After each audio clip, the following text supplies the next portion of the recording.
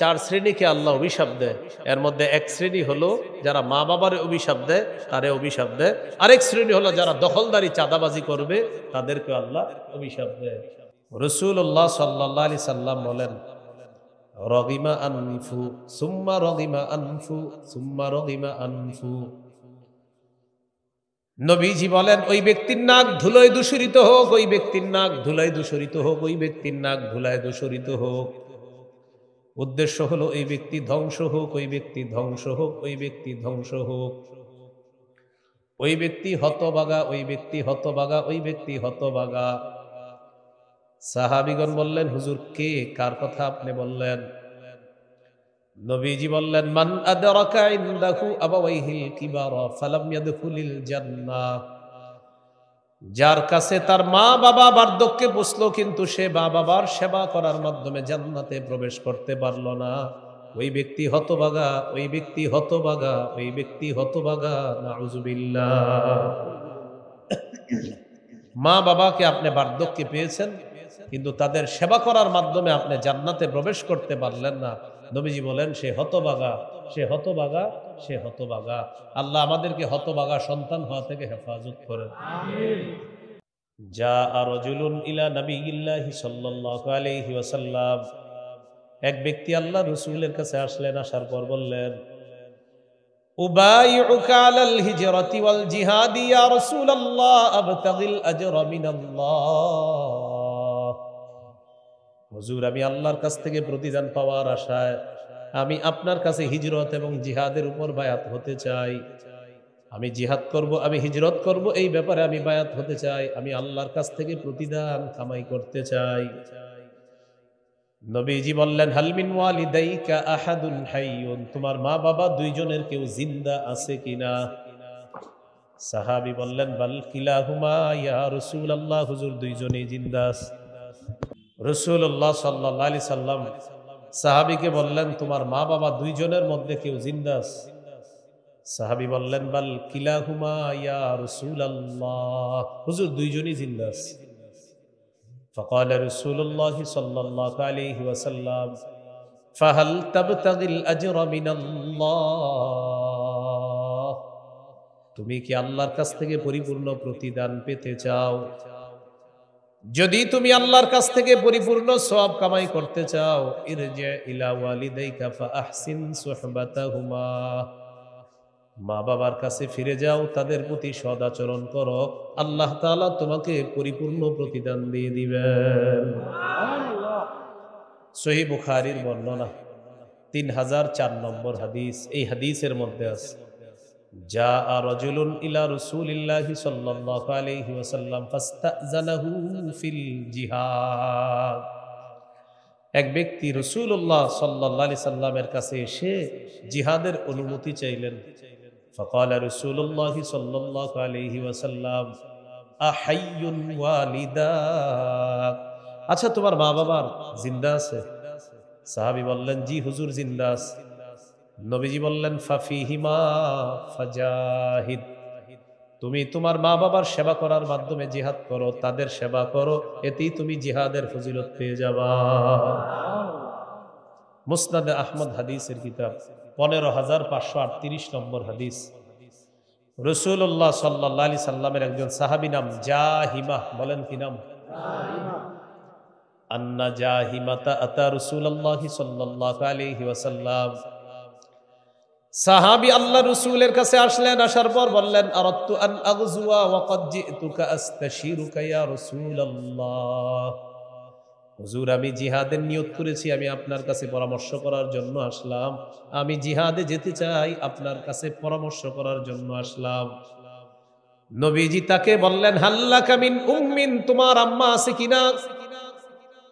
সাহাবী বললেন, জি হুজুর, আমার আম্মা আছে। নবীজি বললেন, ইলজামহা ফাইন্নাল জান্নাতা তাহতা রিজলাইহা। মায়ের সেবা করা আবশ্যক করে নাও, মায়ের দুই পায়ের নিচে আল্লাহর জান্নাত। এরপর আল্লাহ বলেন, ইম্মা ইয়াবলুগান্না ইনদাকাল কিবারা আহাদুহুমা আও কিলাহুমা ফালা তাকুল লাহুমা উফফিন ওয়ালা তানহারহুমা ওয়া কুল লাহুমা কাওলান কারীমা। তোমার মা বাবার দুইজনের একজন অথবা দুইজন যদি তোমার কাছে বার্ধক্যে উপনীত হয়, বুড়া বুড়ি হয়ে যায়, বৃদ্ধ বৃদ্ধা হয়ে যায়, মা বাবা বার্ধক্যে পৌঁছে গেছে, আগে বার্ধক্যে পৌঁছার একটা হাদিস শোনেন। সহিহ মুসলিমের বর্ণনা 2551 নম্বর হাদিস।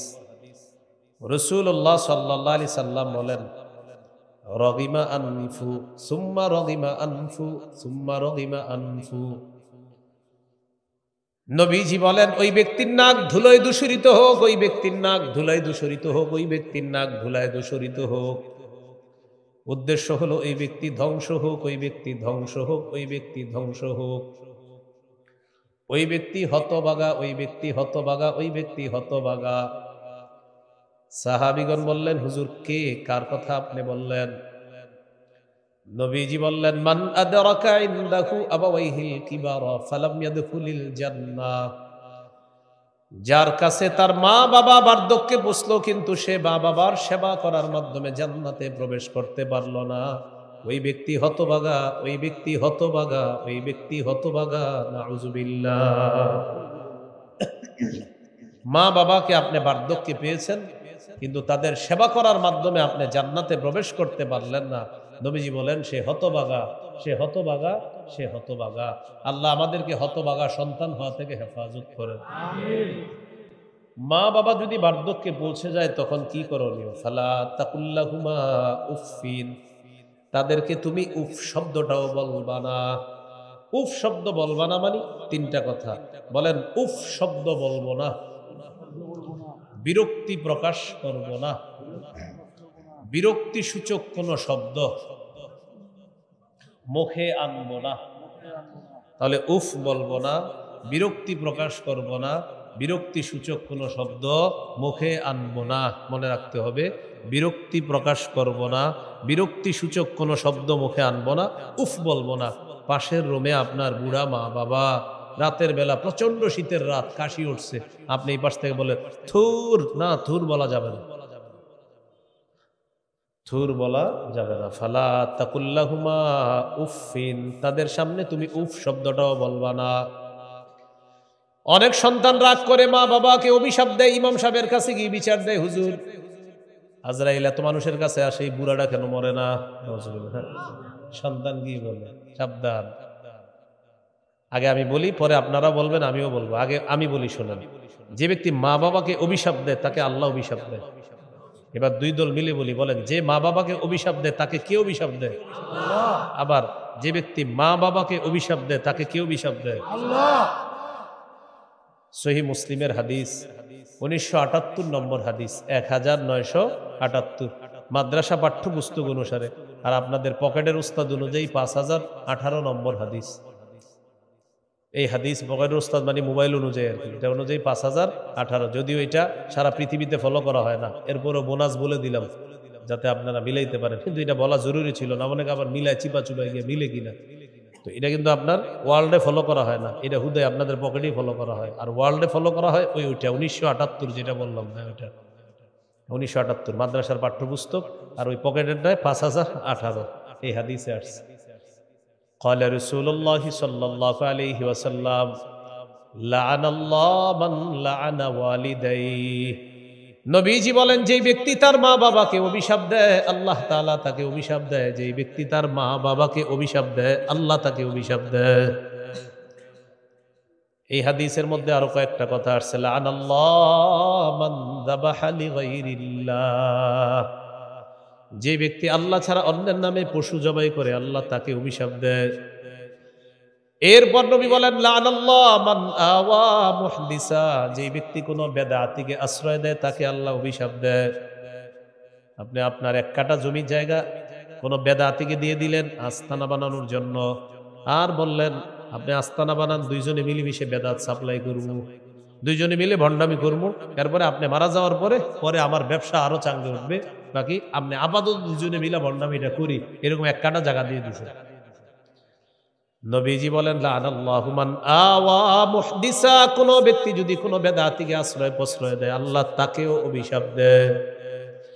এই চেয়ারের মধ্যে যদি কোনো বেদাতিকে বসান আর বেদাতি যদি এখানে বৈশা বৈশা বেদাত সাপ্লাই দেয় আর যদি বলে এগুলোর জন্য দলিল লাগে না, প্রেম হলো সবচেয়ে বড় দলিল, এরকম যদি বলে, যারা এই বেদাতিকে চেয়ারের মধ্যে বসায়া দিলেন সবগুলার উপর আল্লাহর অভিশাপ আসবে। কেন? তাকে আশ্রয় দিলেন। তাহলে কোন বেদাতিকে যে আশ্রয় দিবে তার উপর আল্লাহর অভিশাপ। বলেন ওয়ালা আনাল্লাহ মান গায়্যারা মানারাল আরদ, যে ব্যক্তি জমিনের নিশানা পরিবর্তন করে তার উপর আল্লাহর অভিশাপ। কিসের নিশানা? জমিনের খাম্বা ছিল এখানে, আগে খাম্বাটা হঠাৎ এখানে চলে এসেছে, এখানে ছিল মালিকানা জায়গা, এইখানে চলে আসছে খাম্বা। কিউ ভাই আপনার খাম্বা এখানে কেন? এটা হলো মালিকানা। তো এটা হলো পাওয়ার। এটা কি পাওয়ার? কতদিন? কয় যতদিন আছে। তারপর পাওয়ার নাই, আবার এখানে খাম্বা চলে আসবে। এই যে পাওয়ারের মাধ্যমে খাম্বা এখানে গেল, জানায়া দিলেন যতদিন আপনার এখানে থাকবে ততদিন আল্লাহর অভিশাপ কিন্তু চলতে থাকবে। সহিহ বুখারীর বর্ণনা 2453 নম্বর হাদিসের মধ্যে নবী বলেন মান যালামা কিদা শিবরিম মিনাল আরদি তুবিকাহু ইয়াউমাল কিয়ামাতি মিন সাবঈ আরদিনা, কোন ব্যক্তি যদি কোনো ব্যক্তি অন্য ব্যক্তির এক বিগত পরিমাণ সম্পদ অন্যায়ভাবে আত্মসাৎ করে, কিয়ামতের ময়দানে তার গলায় 7 তবক জমিন ঝুলিয়ে দেওয়া হবে। নাউজুবিল্লাহ। সামান্য জমিন আত্মসাৎ করছে, তো এখন কি সামান্য না অসামান্য? এমন আজীব পর্যায়ের আত্মসাৎ, দুইজনে ঝগড়া লাগছে জমি নিয়ে, ভাই এটা আমার, সে বলে এটা আমার। পরে ভূমি অফিসে গিয়ে দেখে এটা আমারও না তারও না, যার ওই বেচারা মাজলুম হয়ে ভয়েও আসে না এখানে। এই জাতীয় বয়ান করলে আবার অনেকে নিজের গায়ে নেয়, হুজুর এটা কাকে বললেন? আপনি করেননি। যদি বলেন না তো আপনার গায়ে নিলেন কেন?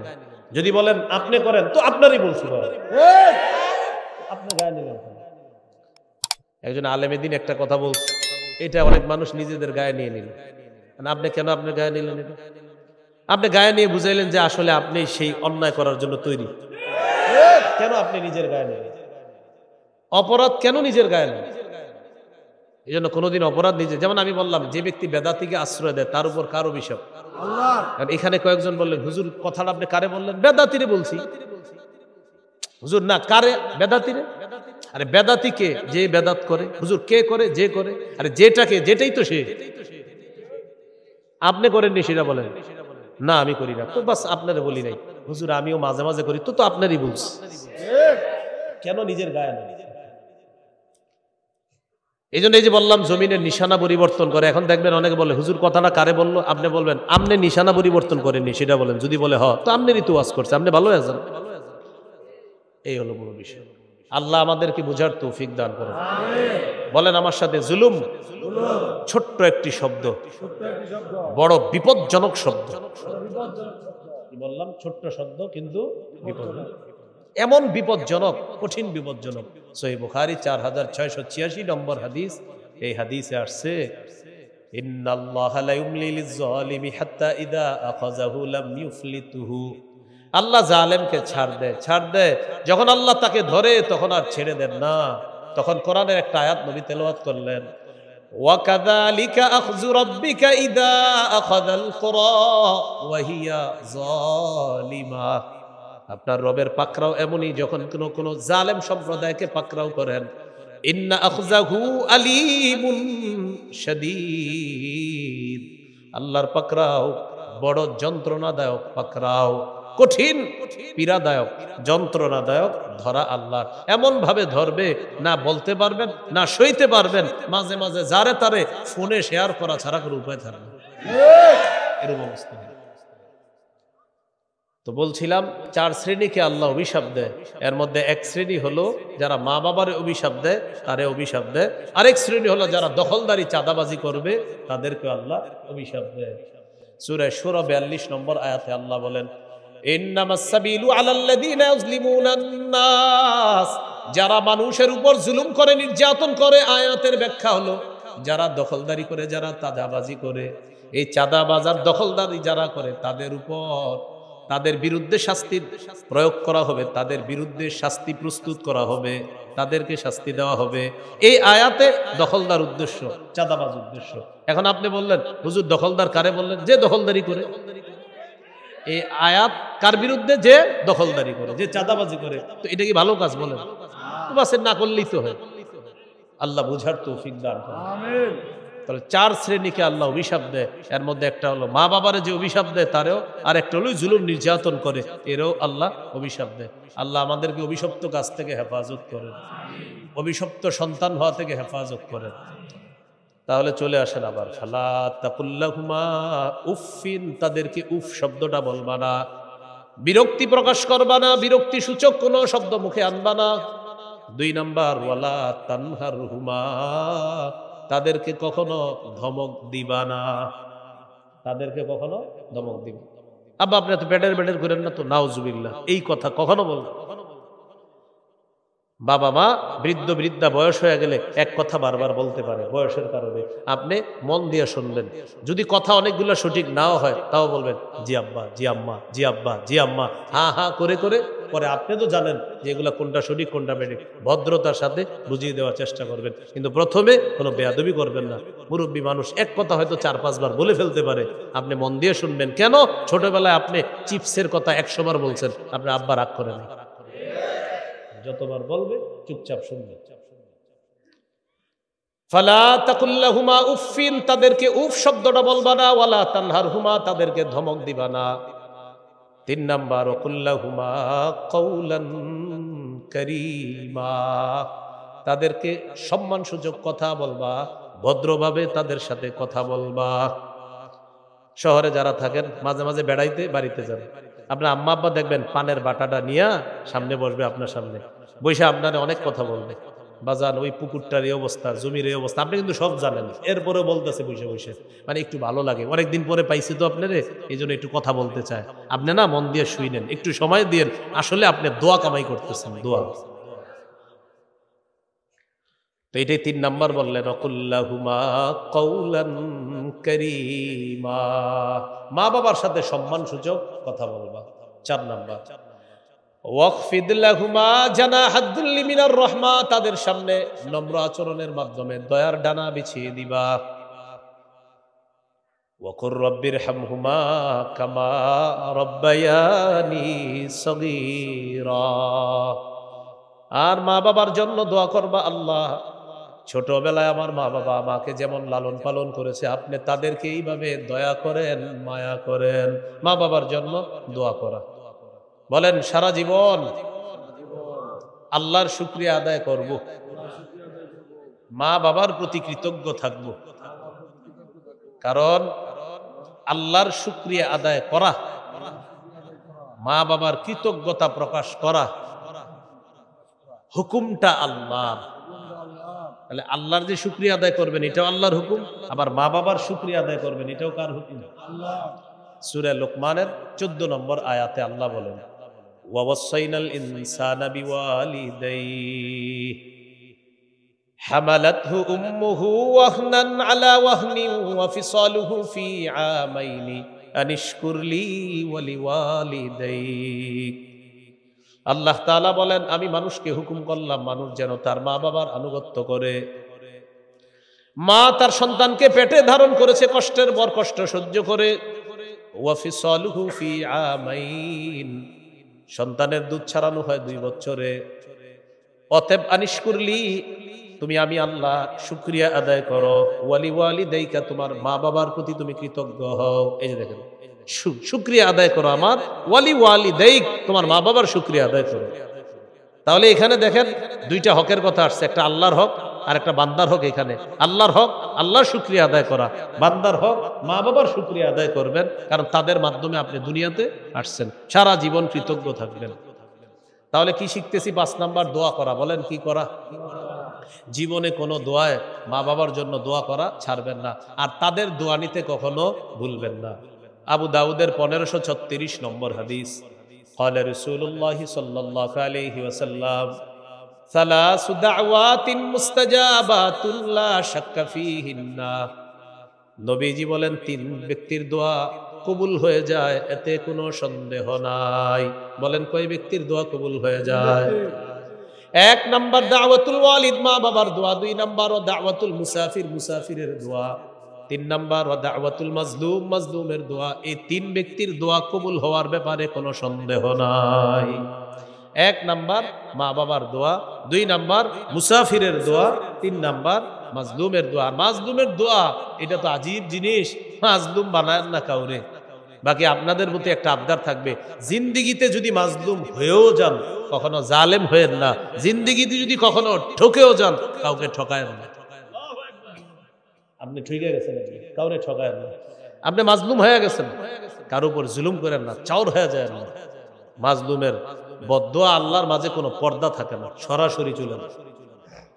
আর আল্লাহ ধরে ধরে মনে করে কি, জালেম মনে করে আমারে তো ধরে না, ধরে না, ধরে না। আল্লাহ বলে না, আমি সব জানি, তোমারে একটু সুযোগ দিতেছি। কি দিতেছি বলেন তো? হ্যাঁ, সূরা ইব্রাহিমের 42-43 নম্বর আয়াতে আছে, ওয়ালা তাহসাবান্নাল্লাহা গাফিলান আম্মা ইয়ামালুজ জালিমুন। নবী, জালেমদের কর্মকাণ্ড সম্পর্কে আল্লাহকে আপনি বেখবর মনে করবেন না, আল্লাহ সব জানেন। ইন্নামা ইউআখিরুহুম, আল্লাহ বলেন আল্লাহ তাদেরকে ঢিল দেয়, আল্লাহ তাদেরকে সুযোগ দেয়। কি দেয়? সুযোগ দেয়। বাকি একদিন ধরে ফেলে। তাহলে আল্লাহ আমাদেরকে হেফাজত করেন। তো বলেন ভাই, মা বাবার বদদোয়া কামাই করা যাবে না, মাজলুমের বদদোয়া কামাই করা যাবে না। মা বাবার দোয়া নিতে হবে, মুসাফিরের দোয়া নিতে হবে। মাজলুমের দোয়া নেন, দোয়া আপনার পক্ষে যেন দোয়া করে, আপনার বিরুদ্ধে যেন বদদোয়া না করে। আল্লাহ আমাদেরকে হেফাজত করেন।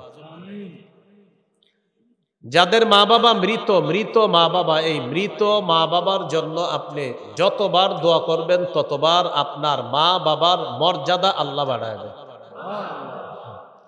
মুসনাদে আহমদ হাদিসের কিতাব 10,618 নম্বর হাদিস। ক্বালা রাসূলুল্লাহ সাল্লাল্লাহু আলাইহি ওয়াসাল্লাম, নবীজি বলেন, ইন্নাল্লাহা লা ইয়ারফাউদ দারাজাতা লিল আবদিস সালিহ ফিল জান্নাহ। আল্লাহ তাআলা নেককার বান্দার মর্যাদা জান্নাতের মধ্যে বাড়ায়া দেয়। সুবহানাল্লাহ। নেককার বান্দা আল্লাহকে বলে, আল্লাহ আমার মর্যাদা আপনি কেন বাড়াইলেন? আল্লাহ তাআলা বলেন, বিইস্তিগফারি ওয়ালাদিকা লাক, তোমার সন্তান তোমার জন্য দোয়া করেছে, যতবার দোয়া করেছে ততবার আমি আল্লাহ তোমার মর্যাদা বাড়ায়া দিলাম। তাহলে মৃত মা বাবার জন্য কি পরিমাণ দোয়া করা দরকার? যতবার দোয়া করবেন ততবার আল্লাহ মর্যাদা বাড়ায়া দিবেন। মা বাবার পক্ষ থেকে সদকা করবেন, সদকা মৃত মা বাবার পক্ষ থেকে। যারা এই গার্মেন্টসে চাকরি করেন, বিভিন্ন জায়গায় চাকরি করেন, আপনার যদি সামর্থ্য থাকে, হুজুর আমি তো 10 টাকার বেশি সদকা করার সামর্থ্য নাই, 10 টাকায় সদকা এইভাবে করবেন, 5 টাকা সদকা করবেন। আল্লাহ আমি আমার পক্ষ থেকে 5 টাকা সদকা করতেছি, বিপদ আপদ যেন আমার উপরে না আসে, এই নিয়ত এক। 2, আর 5 টাকা আমার মৃত মায়ের বা মৃত বাবা বা মৃত মা বাবার পক্ষ থেকে সদকা করলাম। এই মৃত মা বাবার পক্ষ থেকে সদকা করলেও আল্লাহ তাদের কাছে সওয়াব পৌঁছায়। দলিল সহিহ বুখারী 1388 নম্বর হাদিস। এক ব্যক্তি রাসূলুল্লাহ সাল্লাল্লাহু আলাইহি সাল্লামের কাছে আসছে, আসার পর বললেন, ইন্না উম্মি উকতুতিলাত নাফসুহা ইয়া রাসূলুল্লাহ আযুন্নুহা লাউ তাকাল্লামাত তাসাদ্দাকাত ইয়া রাসূলুল্লাহ। আমার আম্মা হঠাৎ মারা গেছে, আমার বিশ্বাস আমার আম্মা যদি কথা বলতে পারতেন, আমার আম্মা দান সদকা করতে বলতেন। হুজুর আমি আপনার কাছে জানতে চাই, আমি যদি আমার মায়ের পক্ষ থেকে সদকা করি আমার আম্মা কোনো সওয়াব পাবে কিনা? হাল্লাহা আজরুন ইন তাসাদদাকতু আনহা। হুজুর আমি যদি মায়ের পক্ষ থেকে সদকা করি আমার আম্মা পাবে? নবীজি বললেন, অবশ্যই তুমি সদকা করলে তোমার মায়ের কবরে আল্লাহ সওয়াব পৌঁছায়া দিবেন, তোমার মা অবশ্যই প্রতিদান পাবে। গুরুত্বপূর্ণ একটা বিষয়। এখন মা বাবা যদি আপনারা নাফরমানি করতে বলে তাহলে কি করবেন? আপনার আব্বা আপনাকে নাফরমানি করতে বলছে, আম্মা আপনাকে নাফরমানি, যেমন আপনাকে বলছে তুই মাজারে সেজদা দিতে হবে। অনেক এরকম আছে পরিবার যে সন্তান মাশাআল্লাহ মাজারে সেজদা দেয় না, কিন্তু মা বাবার আকীদা বিশ্বাস, তারা বাৎসরিক একটা সেজদা দিতে বিভিন্ন জায়গায় যায়। তো সেক্ষেত্রে কি করবেন বলেন আমার সাথে? ভদ্রতার সাথে সেই হুকুম প্রত্যাখ্যান করতে হবে। বলেন মা বাবা যদি শিরিকের কথা বলে, নাফরমানির কথা বলে, ভদ্রতার সাথে সেই হুকুম প্রত্যাখ্যান করতে হবে। সূরা লোকমানের 15 নম্বর আয়াতে আল্লাহ বলেন, وَإِنْ جَاهَدَاكَ عَلَىٰ أَن تُشْرِكَ بِي مَا لَيْسَ لَكَ بِهِ عِلْمٌ فَلَا تُطِعْهُمَا। তোমার মা বাবা যদি তোমাকে বাধ্য করে আমি আল্লাহর সাথে শিরিক করার জন্য, ফালা তুতিহুমা, মা বাবার এই কথাটা তুমি শুনবা না, মানবা না। ওয়া সাহিবহুমা ফিদ দুনিয়া মা'রুফা, মা বাবার সাথে সদাচরণ করবা, তাদের প্রতি উত্তম আচরণ করবা, যতদিন দুনিয়াতে থাকবা তাদের সাথে সদ্ভাব বজায় রাখবা। আপনার মা বাবা আপনাকে ঘর থেকে বের করে দিয়েছে শিরিক না করার কারণে। মা বাবা আপনাকে বলল তুই ঘর থেকে বের হয়ে যা, আমাদের মতো না চললে এই ঘরে তুই থাকতে পারবি না। আপনি ভদ্রভাবে বের হয়ে যাবেন আর বলবেন আম্মা আমি শিরিক করতে পারবো না, আব্বা আমি শিরিক করতে পারবো না। দূরে চলে আসছেন, আসার পর আল্লাহ বলেন ওয়াসাহিবহুমা ফিদ দুনিয়া মা'রুফা, যতদিন দুনিয়াতে আছেন মা বাবার সাথে সদ্ভাব বজায় রাখতে হবে। ঢাকা চলে আসছেন, আসার পর ফোন করলেন আপনার আব্বা আম্মার কাছে, আপনার আব্বা আপনার ফোন রিসিভ করে না, অভিমান করে আছে যে আম্মা কথা শুনে না কেন। আত্মীয় স্বজনরে দিয়ে খোঁজ নিবেন, দেখো তো আম্মা খাইছে কিনা, আব্বা খাইছে কিনা, খোঁজ খবর নিতে হবে। ভাই বোনরে দিয়ে তাদের চাল ডাল পাঠায়া দেন। কোন মা বাবা? যেই মা বাবা আপনারা নাফরমানি করতে বলতেছে, তাদের এই কথা তো শুনবেন না ঠিকই, কিন্তু দূরে থাইকেও খোঁজ খবর নিবেন, আব্বা খেয়েছে কিনা, আম্মা খাইছে কিনা। অন্যদের মাধ্যমে খোঁজ খবর নিবেন, চাল আছে ঘরে, ডাল আছে, খোঁজ খবর নিয়ে তাদের এই অন্ন বস্ত্র বাসস্থান স্বাস্থ্যের খোঁজ খবর আপনাকে রাখতে হবে। কি শিখলাম ভাই?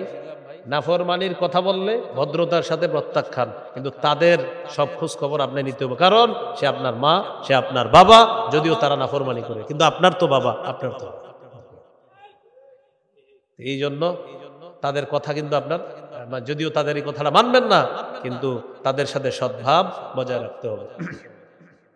রাসূল সাল্লাল্লাহু আলাইহি সাল্লামের একজন সাহাবী সাদ রাদিয়াল্লাহু তাআলা, খুব সুন্দর ঘটনাটা শুনেন।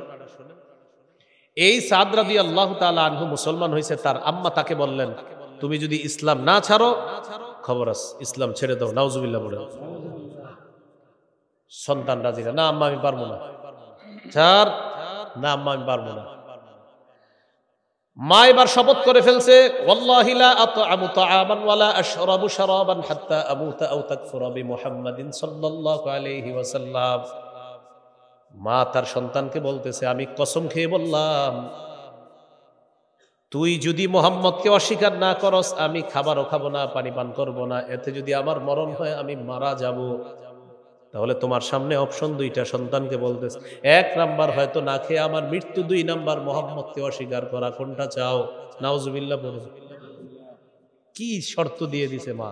তাহলে বলেন ঈমান, মা বলেন একদিকে ঈমান আরেক দিকে মা, বলেন কঠিন এক মুহূর্তে নবীর সাহাবী দাঁড়িয়ে আছে, মা বলতেছে আমি মারা যাবো না খাইতে না খাইতে। এক অপশন। দ্বিতীয় অপশন তুই মুহাম্মদ সাল্লাল্লাহু আলাইহি সাল্লামকে অস্বীকার করবি, তোর সামনে দুইটা অপশন। সন্তান পেরেশান, আম্মা না খাইলে তো মারা যাবে, আবার আমি নবীরে কিভাবে অস্বীকার করব?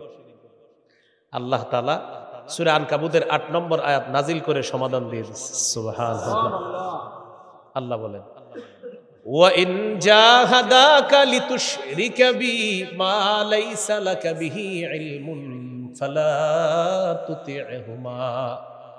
নবী আপনি আপনার সাহাবী সাদকে জানায় দেন তোমার মা বাবা যদি আল্লাহর সাথে শিরিক করতে তোমাকে বাধ্য করে, মা বাবার এই কথাটা তোমার শোনার কোনো প্রয়োজন নাই, তাদের আনুগত্য করবা না। সাদ রাদিয়াল্লাহু তাআলা তার মাকে জানিয়ে দিলেন আম্মা আপনি যদি 100 বার মৃত্যুবরণ করেন, আবার 100 বার জিন্দা হন, আবার মৃত্যুবরণ করেন, আপনি যতবার আমাকে নাফরমানি করতে বলবেন আর আমার নবীকে অস্বীকার করতে বলবেন, 100 বার যদি আপনি জীবন পান আর মৃত্যু হয়ে যায়, আপনি 100 বার জিন্দা হওয়ার পর, 100 বার মৃত্যুবরণ করার পর, 100 বার জিন্দা হওয়ার পরেও যদি বলেন আমি আমার নবীকে অস্বীকার করতে পারবো না,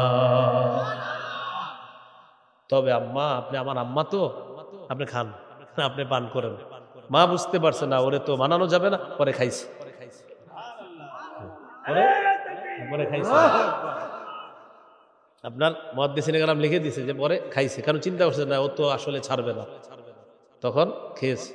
তো এখান থেকে আপনার গুরুত্বপূর্ণ অংশ শিখলাম, নাফরমানির মূলক কথা বললে ভদ্রতার সাথে এটা প্রত্যাখ্যান করা। কিন্তু আবার মা বাবা যেন আপনার অন্য দিক দিয়ে কষ্ট না পায়, খাদ্যের কষ্ট, বাসস্থানের কষ্ট, আপনার এগুলা যেন না পায়। আপনার মা বাবা যদি অমুসলিমও হয়, দূর থেকে খোঁজ খবর রাখতে হবে, আপনার আম্মা আব্বা খাইছে কিনা, স্বাস্থ্য ঠিক আছে কিনা, সেবার প্রয়োজন আছে কিনা, হসপিটালাইজড করতে হবে কিনা, সন্তান হিসাবে আপনি খোঁজ খবর রাখতে হবে। কেন? তারা আপনার মা বাবা। মা বাবা যদি অমুসলিম হয়, নাফরমান হয়, তাদের জন্য হেদায়েতের দোয়া করা। বলেন কি করা? হেদায়েতের দোয়া করা। সহিহ মুসলিমের বর্ণনা 2491 নম্বর হাদিস। এই হাদিসটি মন দিয়ে শুনেন। আবু হুরায়রা রাদিয়াল্লাহু তাআলা আনহু, তিনি মুসলমান হয়েছে, তার আম্মা মুশরিকা, মানে তার আম্মা মুসলমান হননি। আবু হুরায়রা রাদিয়াল্লাহু তাআলা আনহু বলেন, কুনতু আদউ উম্মি ইলাল ইসলাম ওয়া হিয়া মুশরিকা। আমার আম্মাকে আমি ইসলামের দাওয়াত দেই, আমার আম্মা হলেন মুশরিকা। নাউযুবিল্লাহ পড়েন। ফাতাবা আলাইয়া, আমার আম্মাকে আমি দাওয়াত দেই, আম্মা শুধু আমার দাওয়াত প্রত্যাখ্যান করে। দাউতুহা ইয়াওমান, আম্মাকে একদিন দাওয়াত দিলাম। ফাসমাতনি ফি রাসূলিল্লাহি সাল্লাল্লাহু আলাইহি ওয়াসাল্লাম মা আকরাহু। আমার আম্মা আমার নবীর শানে এমন উল্টাপাল্টা কথা বলে দিছে যে এগুলো আমার পছন্দ হয় নাই। বলেন আমার সাথে সবাই, নবীর শান বলেন সবচেয়ে উপরে। আবার মাখলুকের মধ্যে বলেন নবীর শান সবার উপরে, আল্লাহর পরে। তাহলে আল্লাহর পরে নবীর শান সবচেয়ে উপরে। এখন বলেন, নবীর শান বলতে গিয়ে নিজেদের থেকে বানিয়ে কিছু বলবো না, আবার বাদও দিব না। নবীজির শান বর্ণনা করতে গিয়ে নিজেরা বানায়া কিছু বলবো না। বলেন কেন না? কোরআন হাদিসে নবীজির যেই পরিমাণ শান বর্ণনা করা আছে, মরণ পর্যন্ত বর্ণনা করলেও শেষ হবে না। তাই বলা যায়, বলেন যারা কিতাবাদি পড়ে না, তারা বানিয়ে বানিয়ে বলেন মিথ্যা বলে মানুষকে নাচায়। কিতাবাদি পড়েন, নবীর শান বর্ণনা করতে করতে আপনার জীবন শেষ হয়ে যাবে, এত বর্ণনা কোরআন হাদিসে আছে। এইগুলা বাদ দিয়ে কি করবে? উল্টা পাল্টা এমন এমন কথা বলবে, বইলা বলবে এগুলার কোনো দলিল লাগে না, প্রেম হলো বড় দলিল।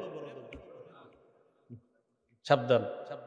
রাসূলুল্লাহ সাল্লাল্লাহু আলাইহি সাল্লাম বলেছেন, আমার ব্যাপারে যদি কেউ মিথ্যা কথা বলে, ও যেন তার ঠিকানাটা জাহান্নামে করে নেয়। তাহলে নবীর শান কি কোরআন হাদিসে কম না অনেক বেশি? বলে শেষ করা যাবে? তাহলে উল্টা পাল্টা বলা যাবে? আল্লাহ হেফাজত করে। আবু হুরায়রা রাদিয়াল্লাহু তাআলা আনহু বলেন, আমার আম্মা আমার নবীর শানে উল্টা পাল্টা কথা বলছে, যেটা আমার পছন্দ হয় নাই, তাই আমি নবীর কাছে আসলাম। আতাইতু রাসূলুল্লাহি সাল্লাল্লাহু আলাইহি ওয়াসাল্লাম ওয়া আনা আবকি, কান্না করতে করতে আমি আল্লাহর রাসূলের কাছে আসলাম। আসার পর নবীকে বললাম, ইয়া রাসূলুল্লাহ কুনতু আদউ উম্মি ইলাল ইসলাম। আম্মাকে আমি ইসলামের দাওয়াত দেই। ফাতাবা আলাইয়া, আম্মা শুধু দাওয়াত প্রত্যাখ্যান করে। ফাদাউতুহা আল-ইয়াওম, আজকে আম্মাকে আমি দাওয়াত দিয়েছি। ফাসমাআতনি ফিকা মা আকরাহু, হুজুর আপনার ব্যাপারে এমন কিছু বলছে যে আমার পছন্দ হয় নাই, আপনার সম্মান খাটো করে কথা বলছে যে আমার পছন্দ হয় নাই। উদউল্লাহ আইয়াহদিয়া উম্মা আবি হুরায়রা ইয়া রাসূলুল্লাহ, আপনি একটু আল্লাহর কাছে দোয়া করেন, আমি আপনার কাছে আরজ রাখলাম, আল্লাহ যেন আবু হুরায়রার মাকে হেদায়েত দিয়ে দেন। সাথে সাথে নবীজি বললেন, আল্লাহুম্মা হদি উম্মা আবি হুরায়রা, আল্লাহ আবু হুরায়রার মাকে আপনি হেদায়েত দিয়ে দেন। দোয়া করছে।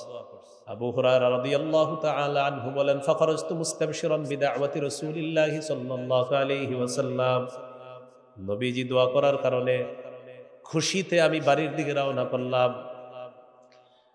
বাড়ির সামনে আসলাম। ফাসিরতু ইলাল বাব, দরজার সামনে এসে দেখি ফাইদা হুয়া মুজাফ, দরজাটা বন্ধ। সামিআত উম্মি খাশফা কদামাইয়া, ভিতর থেকে আম্মা আমার পায়ের আওয়াজ শুনছে। ভিতর থেকে আম্মা বললেন, মাকানাক ইয়া আবু হুরায়রা, আবু হুরায়রা যেখানে আছো ওখানেই থাকো। সামিআতু খদখদাতাল মা, কান লাগিয়ে আমি শুনতে পেলাম পানির কলকল আওয়াজ, পানি পড়তেছে। বুঝতে পারলাম এগোতা সালাত, আম্মা গোসল করলেন। ওয়ালা বিসাদ্দির আহা, আম্মা চাদর পরিধান করলেন। আজিলাত আন খিমারিহা, মাথার চুলগুলা মুছতে মুছতে আম্মা আসলেন। ওয়া ফাতাহাতিল বাব, দরজাটা খুললেন। খোলার পর আম্মা বললেন আশহাদু আল্লা ইলাহা ইল্লাল্লাহ ওয়া আশহাদু আন্না মুহাম্মাদান আবদুহু ওয়া রাসূলুহু। আবু হুরায়রা, এই মুহূর্তে আমি সাক্ষ্য দিলাম আল্লাহ ছাড়া কোনো ইলাহ নাই, আরো সাক্ষ্য দিলাম মুহাম্মদ সাল্লাল্লাহু আলাইহি ওয়াসাল্লাম আল্লাহর বান্দা এবং রাসূল। এই মুহূর্তে আমি একজন আত্মসমর্পণকারী মুসলমান হয়ে গেলাম। কি শিখলাম? সুবহানাল্লাহ বলছেন, ঠিক আছে, ঘটনা সুন্দর, এই জন্য সুবহানাল্লাহ। শিক্ষাটাকে, শিক্ষা হলো নাফরমান মা বাবার জন্য দোয়া করা। শিখতে হবে প্রতিটা। এই জায়গায় কি শিক্ষাটা? নাফরমান মা বাবার জন্য দোয়া করা। তো আপনার আম্মা আম্মা একটু উল্টাপাল্টা কাজ করে, হয়তো দোয়া করবেন, রাগ হবেন না, দোয়া করবেন, আল্লাহ আমার আম্মা তো, আল্লাহ আমি আমার এই মায়ের পেট থেকে আসছি, আল্লাহ আমার আম্মা এই নাফরমানি কাজটা করতেছে, আল্লাহ আম্মারে আপনি একটু হেদায়েত দান করেন, আম্মাকে ফিরিয়ে আনেন। আল্লাহ আমার আব্বা জন্মদানকারী, আমার পিতা, এই জন্মদানকারী পিতা উনিও একটা নাফরমানি করে, আল্লাহ আপনি আমার আব্বাকে ফিরিয়ে আনেন। চোখের পানি ছেড়ে ছেড়ে মা বাবার জন্য এইভাবে হেদায়েতের দোয়া করা যাবে তো ইনশাআল্লাহ? এবার আমার সাথে একটু বলেন, যারা ছেলে আছি আমরা, বলেন দিনের বেলা বাবার সাথে যখন পথ চলবো, আমি পিছনে থাকবো, বাবার সামনে থাকবো। রাতের বেলা যখন পথ চলবো, আমি সামনে থাকবো, বাবা পিছনে থাকবে। যেন অন্ধকারে কোনো বিপদ আসলে আমি আগে মোকাবেলা করি, বাবা যেন নিরাপদ থাকে। বলেন এটা ভদ্রতা, এটা শিষ্টাচার, এটা আদব। এটা কি আদব? ওমর ইবনে যায়েদ রাহমাতুল্লাহি আলাইহিকে জিজ্ঞাসা করা হলো, কাইফা বিররু ইবনিকা বিকা, আচ্ছা আপনার ছেলে আপনার সাথে কেমন আচরণ করে? খুব মন দিয়ে শুনেন কি বলে। ওমর ইবনে যায়েদ বলেন, মা মাশাইতু নাহারান ইল্লা ওয়া হুয়া খালফি, আমি যখন দিনের বেলা পথ চলি, আমার সন্তান, আমার ছেলেটা আমার পিছনে থাকে। ওয়ালা মাশাইতু লাইলান ইল্লা মাশা আমামি, রাতের বেলা যখন আমি রাস্তায় হাঁটি, আমার ছেলেটা আমার সামনে হাঁটে। দিনের বেলা যখন আমি পথ চলি, আমার ছেলে আমার পিছনে থাকে। রাতে যখন আমি পথ চলি, আমার ছেলে আমার সামনে থাকে। বাবা যাদের আছে, এই শ্রেষ্ঠ নিয়ামত কদর করেন। মা বাবা যাদের আছে, চলে গেলে বুঝতে পারবেন কি ভয়ঙ্কর অবস্থা।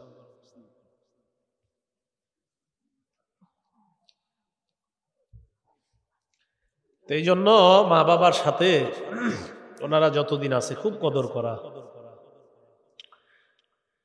এরপরে ওমর ইবনে যায়েদ বলেন, ওয়ালা রাকিয়া সাকফান ওয়া আনা তাহতাহু, আমি যখন নিচে থাকতাম, আমার ছেলে কখনো ছাদে ওঠে না। বাবা নিচে, আমি কিভাবে ছাদে উঠি? দিনের বেলা পথ চললে সে আমার পিছনে থাকে, রাতে চললে সে আমার সামনে থাকে। আর যখন আমি কখনো নিচে থাকতাম, আমার ছেলে কখনো ছাদে উঠতো না।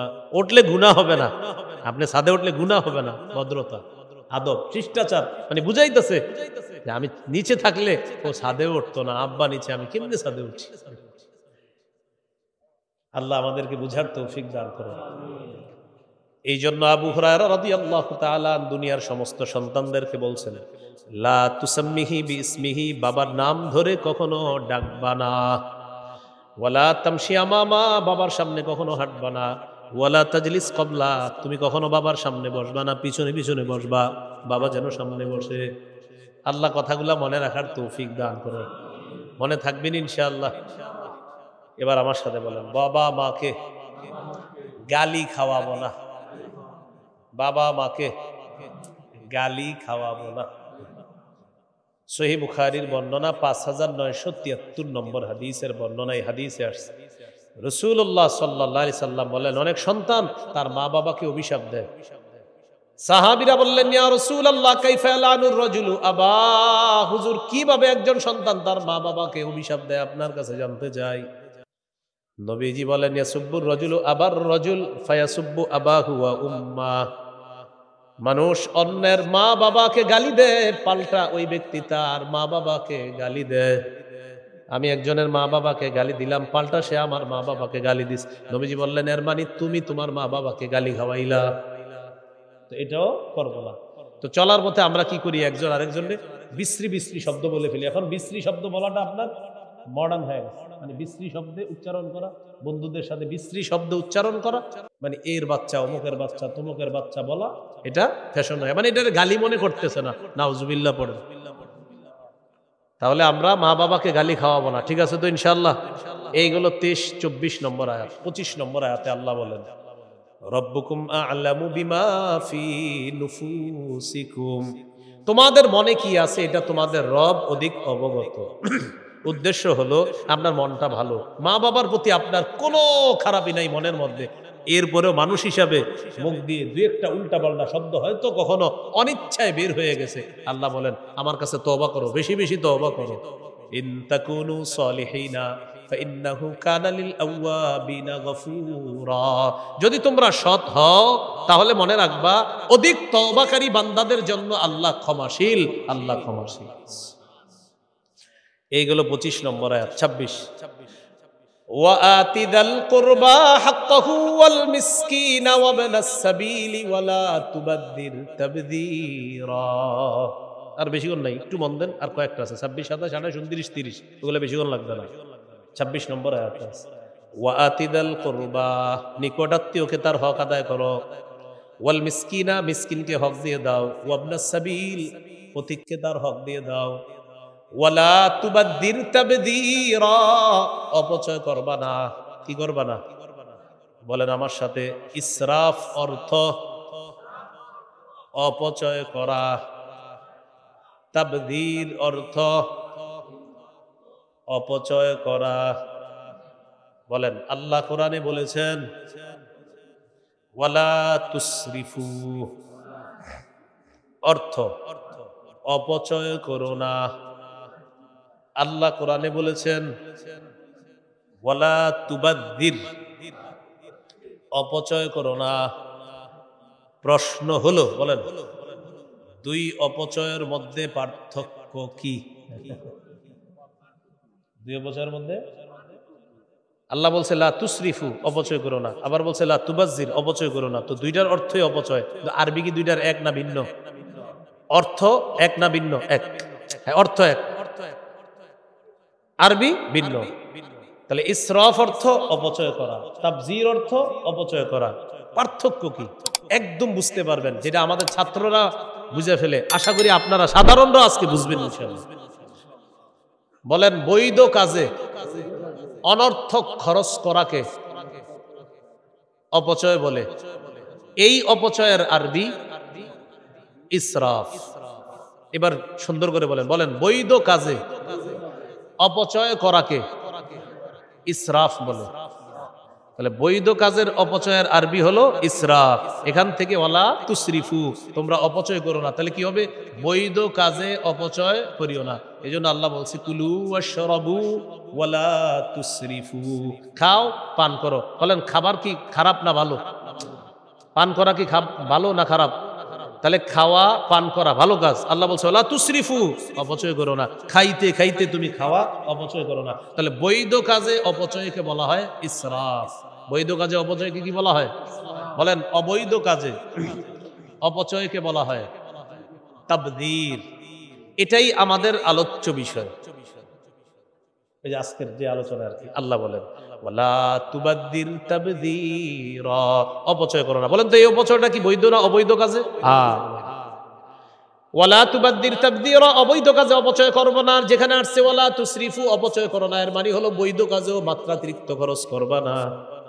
10 জন আপনার ঘরে মেহমান আসছে, রান্না করছেন 40 জনের। কয়জন আসছে মেহমান? কয়জন?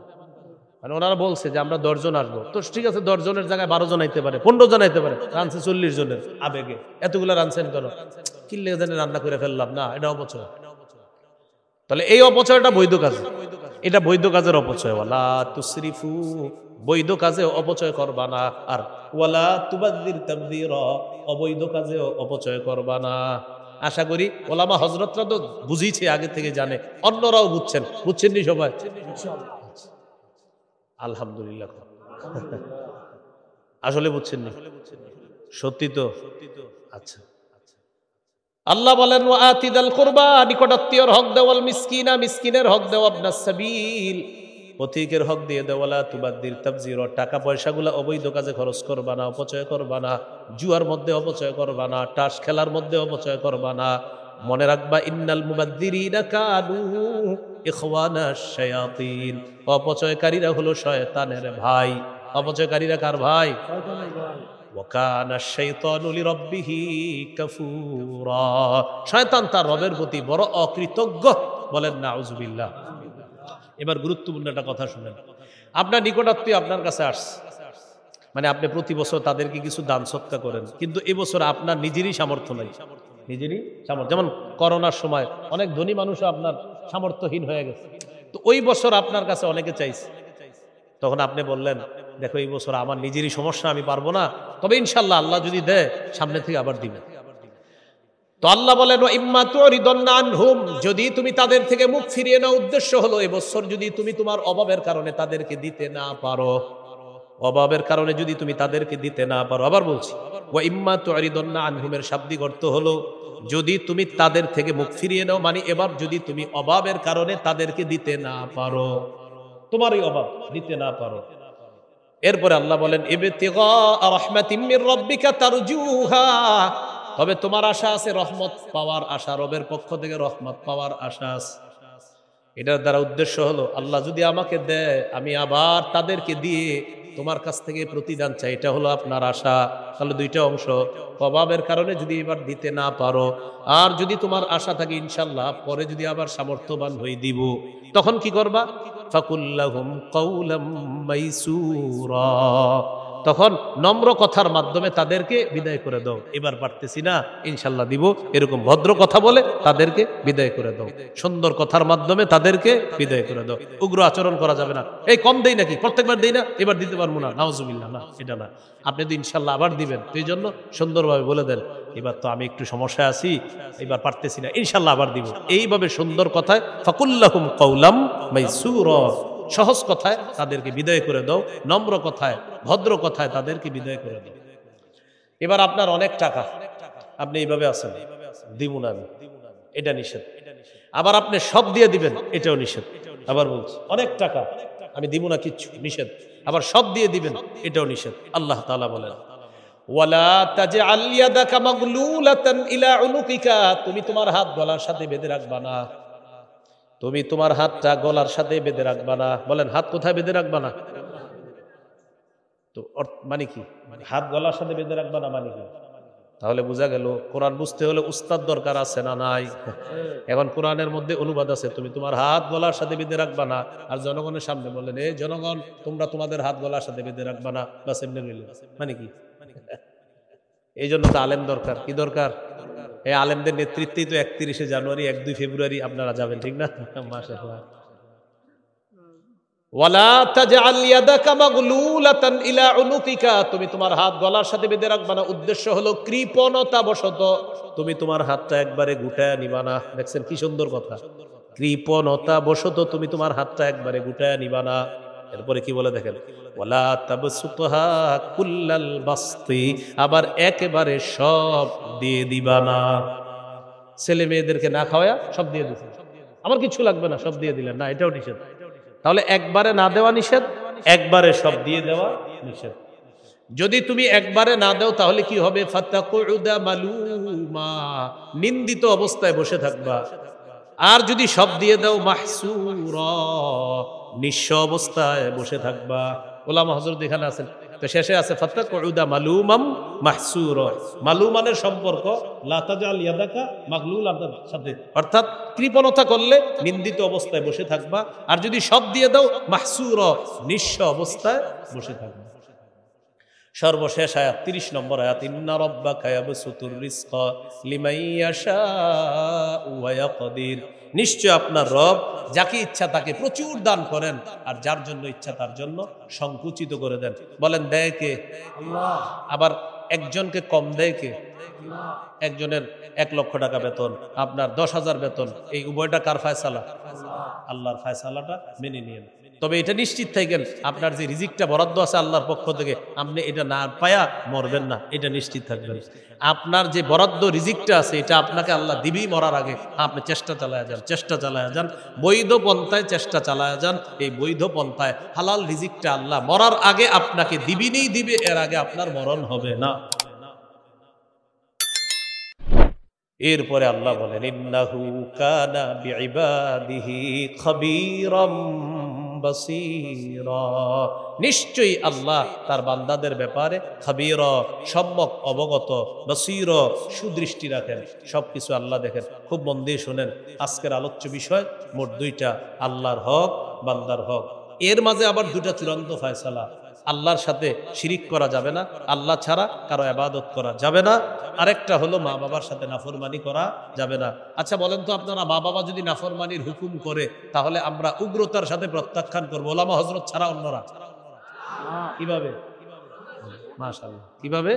হ্যাঁ, এই কথাটা কিন্তু মনে রাখতে হবে, ঠিক আছে না? মা বাবা নাফরমান হলে তাদের জন্য খালি অভিশাপ দিব, বরং হেদায়েতের। আল্লাহ কথাগুলো মনে রাখার তৌফিক দান করেন।